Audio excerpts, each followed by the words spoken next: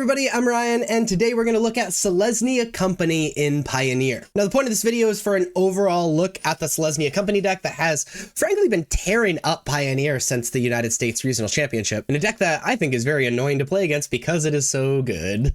So let's jump into it and talk about these cards. So what this deck essentially is it is a Hate Bears deck, but not just a Hate Bears deck, but a Hate Bears deck that can sort of flood the field with these cards that are really annoying to play against. And all of the cards in the deck are very powerful and very annoying to play against. In addition to that, you know, all of these 2 and 3 drop, I would call Hate Bears. You're playing the 8 elves, Elvish Mystic and Llanowar elves, to ramp into these Hate Bears, and playing Collected Company so you can hit 2 at the same time. You know, look at the top 6 cards of your library, put 2 creature cards, mana value 3 or less from among them onto the battlefield, and the rest of the bottom of your library in any order.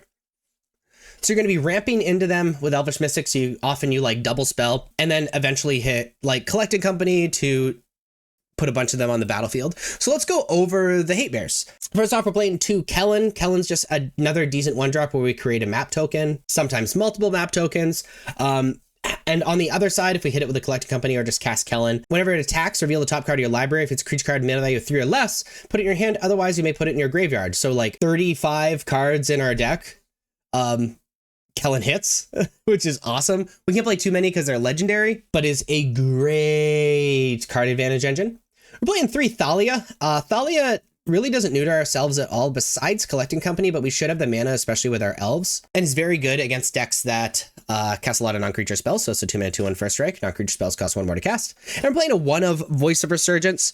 Very good against these decks that are trying to play at instant speed. Is a 2-mana 2/2. Whenever an opponent casts a spell during your turn and when Voice of Resurgence dies, create a green-white elemental creature token with this creature's power and toughness are equal to the number of creatures you control. So very good against decks that are attempting to kill your creatures, very good against decks that are attempting to play at instant speed like Blue-White Control. However, not super powerful against other decks, so we're just playing it as a 1 of. We're playing 3 Anointed Peacekeepers in the main deck. Anointed Peacekeeper is a 3-mana 3/3 with Vigilance. When it enters, look at an opponent's hand, so it gives you information, so that's awesome. And then you choose any card name. So you get to see your opponent's hand. This is all a part of the same trigger. So your opponent won't be able to respond to you naming a card or looking at your hand or whatever. They have to do it before all of it happens. And spells your opponent casts with the chosen name cost 2 more. And activated abilities sourced with the chosen name cost 2 more to activate unless they're mana abilities. So this is just kind of like a worse but also better pithing needle. You know, you get information, so you make sure that the card that you name is always relevant. And very good against decks that rely on certain cards. And frankly, very good against decks that are looking to kill your creatures. Like naming Fatal Push with this is just insane. Or really any card in your opponent's hand.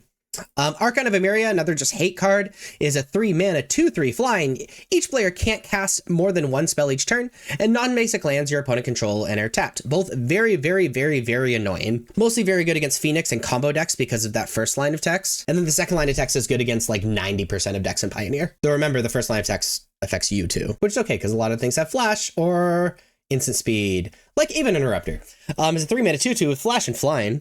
When enters exile target spell, it becomes plotted, and spells your opponent casts from graveyards or exile cost 2 more to cast. So Aven Interrupter is kind of interesting because when something becomes plotted, it's exiled, which means it costs 2 more to cast. Yes, it's free, but it costs 2 more to cast. So Aven Interrupter is a really good, like, making your opponent sort of have a hitch in the get along, as we like to say in Maine. You can also hit it off of Collected Company to be able to, you know, respond to something on the stack or whatever. Also, it exiles the spell on the stack. It doesn't counter, so it gets around uncounterable stuff like Supreme Verdict, for example. And then if you like Aven Interrupt or something and then Anointed Peacekeeper it costs 4 to cast from exile, which can be kind of tough. And multiple Aven Interrupters sort of stack with themselves. They all make things in exile cost 2 more to cast. Enduring Innocence is sort of the bread and butter of the deck.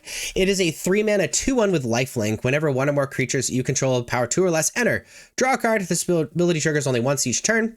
And like every enduring enchantment creature, when it dies, return to the battlefield under its owner's control, except it's an enchantment and not a creature.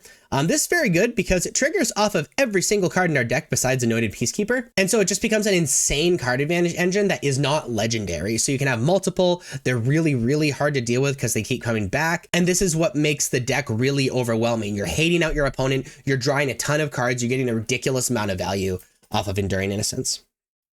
Playing for Skyclave Apparition is a 3-mana 2/2. When it enters, exile up to 1 target non-land Non-token permanent, you don't control the mana value 4 or less. And when it leaves the battlefield, the exile card's owner creates an XX blue illusion creature token where X is the mana value of the exiled card. Just a very good removal spell, which we need that. It doesn't care if it's a creature or not, which is also awesome. Also, something very relevant, which I'll probably mention in my nuances video for this deck, the getting the spirit and exiling something are two different lines of text. So if this thing dies in response to the first line, they don't get a spirit, or they get a 0/0 because nothing is exiled with Skyclave Evaporation when it dies. Playing 2 Werefox Bodyguard, another thing with flash, so we can play at instant speed, again, playing around Archon really well, is a 3-mana 2/2 with flash. When it enters, exile up to one other target non-fox creature token until Werefox Bodyguard leaves the battlefield, and you can sacrifice it to gain 2 life like a food. So just another removal spell, just so we can keep jamming in and attacking and end the game as fast as possible. And then we've already talked about Collected Company being able to hit 2 of any of these creatures at any point, which is just so good.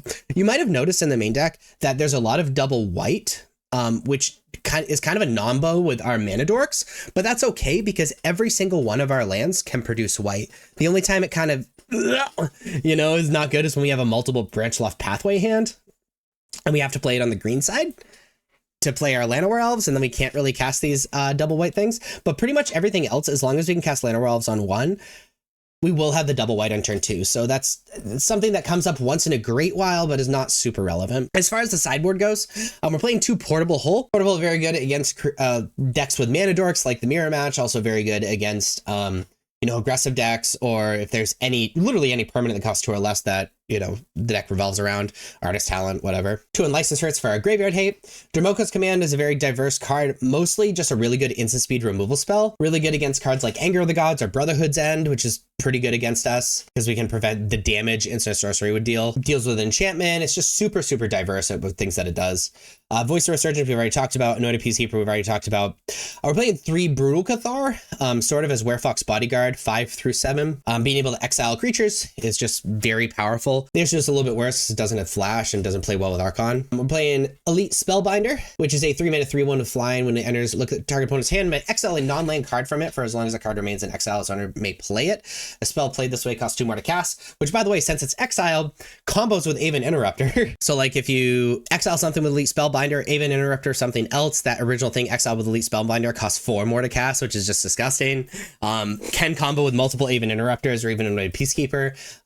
Just very good. Great hand hate against decks with cards that can kind of destroy us, like Supreme Verdict and whatnot. Werefox Bodyguard, we've already talked about. This is Werefox Bodyguard 3 and 4, so against creatures. And then Wandering Emperor as a Planeswalker, really good against aggressive decks, being able to exile and gain 2 life, but also solid against decks that have difficulty dealing with Planeswalkers. There you have green-white Selesnya Company in Pioneer. Very solid deck. And if you like videos like this, basic deck techs, please be sure to like and subscribe. Check me out on social medias. Links are above me and in the description. Thank you so much for watching. I'll see you next time. Bye-bye.